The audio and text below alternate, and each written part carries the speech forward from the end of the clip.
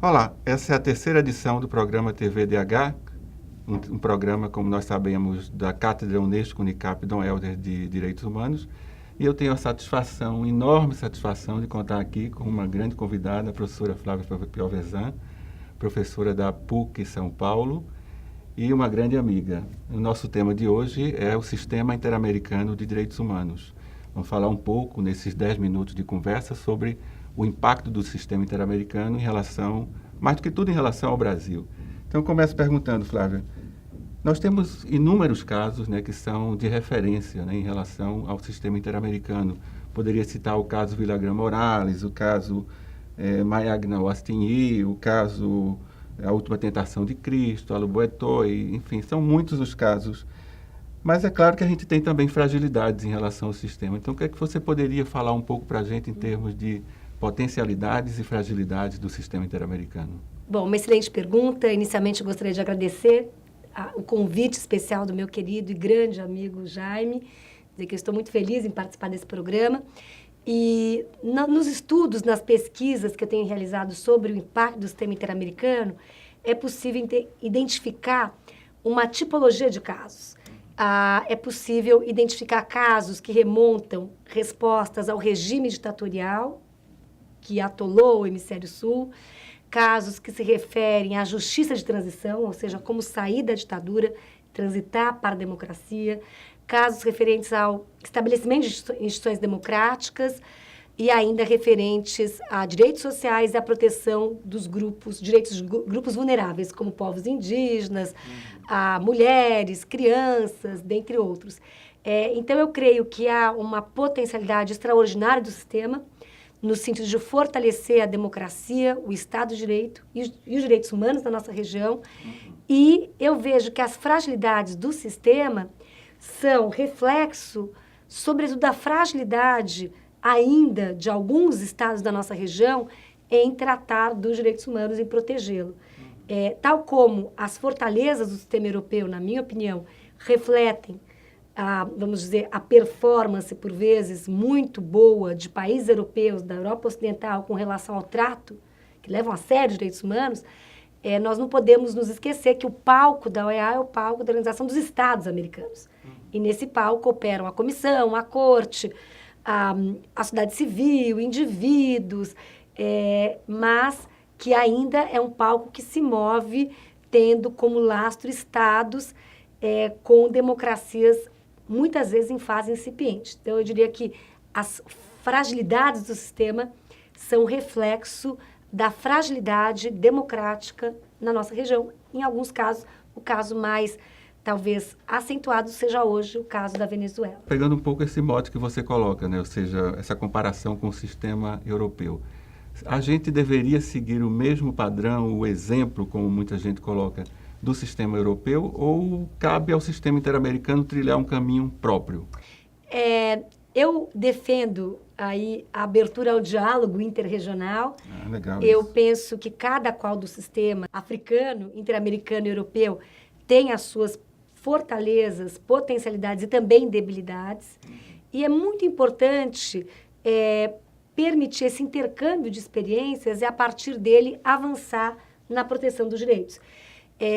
Por exemplo, algo que nós conversávamos há pouco, o papel do Comitê de Ministros, ou do Conselho de Ministros do Sistema Europeu, a fim de supervisionar a implementação das decisões.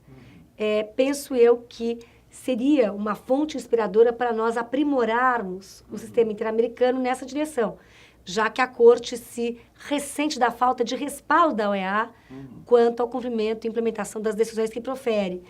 Ao passo que o sistema europeu teria muito a aprender com o sistema interamericano no que tange à competência consultiva da Corte Interamericana. Nós já temos mais de 20 opiniões consultivas, no caso do sistema interamericano. Na Europa, temos uma opinião consultiva até hoje. No caso do sistema africano, a Carta Africana prevê de forma holística, integral, a proteção aos direitos civis e políticos e também sociais, econômicos, culturais, dos povos, ambientais. A fundamentação, quer dizer, das sentenças do sistema europeu também é muito menos significativa do que a do sistema interamericano. Exato, né? É muito menos, o grau de elaboração é menor, de densidade é menor. Até pela quantidade de casos que eles têm também. Exato. E aí, de forma muito serena, a abertura a esse diálogo interregional beneficiaria todos os sistemas. Você é defensora da ideia de que a gente ensine como litigar nas escolas? Eu penso que é fundamental. Se nós avaliarmos em termos estatísticos, ainda é muito reduzida a litigância com relação ao Brasil, se comparado com o caso argentino e outros. Isso não se deve ao fato do Brasil ser exemplar no campo de direitos humanos e a Argentina ser um país aí violador. Não, isso, na verdade, reproduz ou é reflexo de uma cultura jurídica no Brasil ainda incipiente quanto à litigância perante o sistema interamericano. Então, eu sou uma defensora assídua, contumaz, do ensino em direitos humanos, em todos os graus. Em todos os níveis. E, estrategicamente, no direito, penso eu que o tema da litigância internacional, a operar perante o sistema interamericano, seria extraordinariamente relevante. É aqui que surgem as mudanças iniciais. Eu penso que a universidade tem esse papel, não só da transmissão do saber, da produção do saber, mas dar resposta, de dar respostas à sociedade civil, quer dizer, a função extramuros das universidades. Ou seja, a própria litigância, eu acho que pode passar pelas universidades. Sem dúvida. E, aliás, algumas universidades estrangeiras, elas já fazem isso através dos escritórios, das clínicas de direitos humanos. E sempre tendo como lastro as tensões, as inquietudes, as causas de violação trazidas pela sociedade civil organizada, pelos movimentos sociais. Também eu penso que dar legitimidade a essa litigância é algo importante. Não ser uma litigância apenas de sofisticadas teses jurídicas, mas que tenha a base da legitimidade social. Pegando um pouco um ponto, digamos assim, nevrálgico, né, do sistema, que é a falta de ratificação de todos os tratados por parte de todos os países. Ou seja, não é um sistema ainda universal, como a gente diz. E, no caso, Estados Unidos e Canadá não participam plenamente do sistema. Participam, enfim, numa segunda, diferenciada, de uma forma diferenciada. Como é que a gente pode ver isso nos dias de hoje? É cabível que esses países estejam ausentes ou praticamente ausentes do sistema interamericano? Eu compartilho da sua crítica, defendo a ratificação universal da Convenção. Hoje nós temos 34 estados na OEA, 25 são partes da Convenção Americana, mas 23, se não me falha a memória, reconhecem a competência da Corte. Já o Protocolo de São Salvador conta com 14 estados-partes.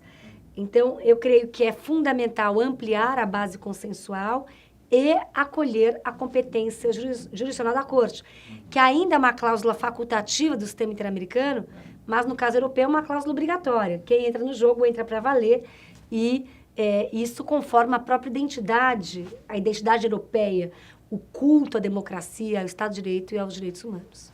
Tá, uma última pergunta. O que é que você acha dessa pouca litigância do Brasil ou em relação ao Brasil? E eu diria o México também, quer dizer, são dois países que entraram tardiamente no sistema e ainda não há tanta demanda da parte deles, né? Por que isso acontece logo com o Brasil e México, que são dois países intermediários, se a gente compara com os Estados Unidos e com o Canadá? Eu creio que por dois fatores. Primeiro, pelo ingresso tardio no sistema. O Brasil só ratificou a Convenção em 92 e reconheceu a competência da Corte em dezembro de 98. Então, esse é um fator que explica. E o segundo é o nosso papel, é dinamizar esse processo a partir do locus que é a universidade. É um locus privilegiado para permitir uma cultura de direitos humanos que seja uma cultura vivaz, que seja uma cultura capaz de fazer a diferença às tantas vítimas que sofrem da violação dos direitos mais básicos no nosso Brasil. Ok.